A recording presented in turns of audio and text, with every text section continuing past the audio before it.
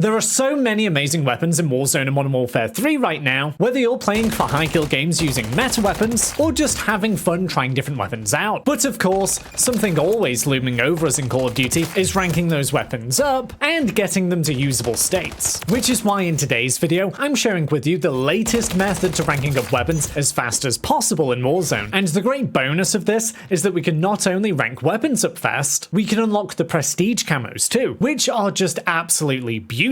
Take this Mercury Prestige camo right here. Although of course they do require lots of XP, with the Mercury camo taking a collective 600,000 weapon XP to get it. Now the first thing we want to do of course is set up the weapon we want to get weapon XP for, and put on any double weapon XP tokens we've got as well. If there's a double XP event on, even better. I would also advise that you put on double time and mechanic as your perk 1 slots, which just help us move across the map quicker. Then put on payout as our perk 2 to get more cash for completing contracts, and that's followed by Ghost as the perk 3 to keep us off of people's UAVs. On top of this, I recommend putting on decoys as your tactical equipment too. Then before we actually get into the game, try and stack your party and teammates up as much as possible. We can get a 30% bonus on weapon XP just by having a full party, or even a 100% XP bonus if the whole squad are using party skins. Be sure to take advantage of these absolute freebie XP opportunities. Okay, now we're fully prepared, we want to hop into a Plunder game. This really is the best current option for weapon XP per minute and consistency, especially if you have a squad with you. Before we are in the full game though, as always, the pre-game lobby